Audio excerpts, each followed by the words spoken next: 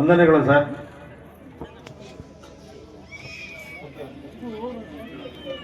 KC. ಮೂರ್ತಿಯವರು Karnataka ರಕ್ಷಣಾ ವೇದಿಕೆಯ ರಾಜ್ಯಾಧ್ಯಕ್ಷರು ಈ ಒಂದು ಸಭೆಯನ್ನು ಉದ್ದೇಶಿಸಿ ಮಾತನಾಡಲಿದ್ದಾರೆ. ಎಲ್ಲರಿಗೂ ನನ್ನ ನಮಸ್ಕಾರ.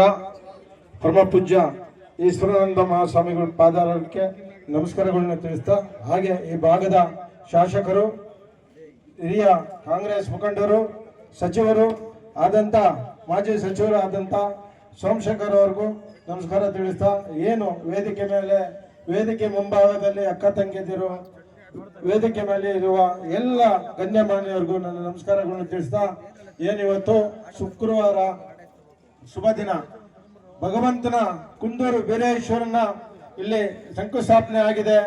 ಭಗವಂತನ ಗೊಲ್ಲಳ್ಳಿಗೆ ನಾವೆಲ್ಲ ಆ ಪರಮಾತ್ಮನ ಕುಲಸ್ಥರು. ಇಲ್ಲಿ ಇವತ್ತೆಲ್ಲ ಈ ಗ್ರಾಮದ ವೆಂಕಟೇಶ್ವರು, ಹಿರಿಯವರು ಎಲ್ಲ ಈ ಗ್ರಾಮದ ಮುಖಂಡರು ಸೇರಿ ಯೋಜನೆ ಮಾಡಿದಿರ. ಕಾರ್ಯಕ್ರಮ ತುಂಬಾ ಅಚ್ಚುಕಟ್ಟಾಗಿದೆ. ದೊಡ್ಡಣ್ಣವ್ರು ಹೇಳಿದ್ರು ಕನಕದಾಸರ ಬಗ್ಗೆ ನಾವು ಎಷ್ಟು ಹೇಳಿದ್ರು ಸಾಲದು. ಕನಕದಾಸರ ಇತಿಹಾಸನ ಗೊತ್ತಿಲ್ಲದೆ ಇದ್ದರೂ ಜನನೇ ಇಲ್ಲ.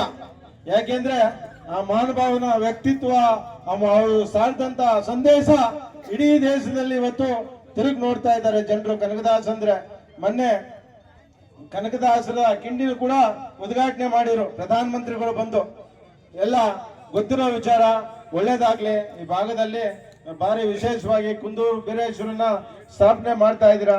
ಯಾರು ಮುಖಂಡತ್ವ ವಹಿಸಿದಿರೋ ಅವ್ರಿಗೂ ನಿಮ್ಮ ಗ್ರಾಮಸ್ಥರಿಗೂ ಪರಮಾತ್ಮ ಯಾವಾಗ್ಲೂ ಆ ಹೃದಯದಲ್ಲಿ ಶಾಶ್ವತವಾಗಿ ಧರ್ಮದ ಸೇವೆ ಮಾಡುವಂಥದ್ದು ಮನೋಭಾವನ ಕೊಡ್ಲಿ. ಎಲ್ಲರಿಗೂ ಒಳ್ಳೇದಾಗ್ಲಿ ಅಂತ ಹೇಳ್ತಾ ನನ್ನ ಮಾತು ಮುಗಿಸ್ತೀನಿ. ನಮಸ್ಕಾರ. ಧನ್ಯವಾದಗಳು ಸರ್.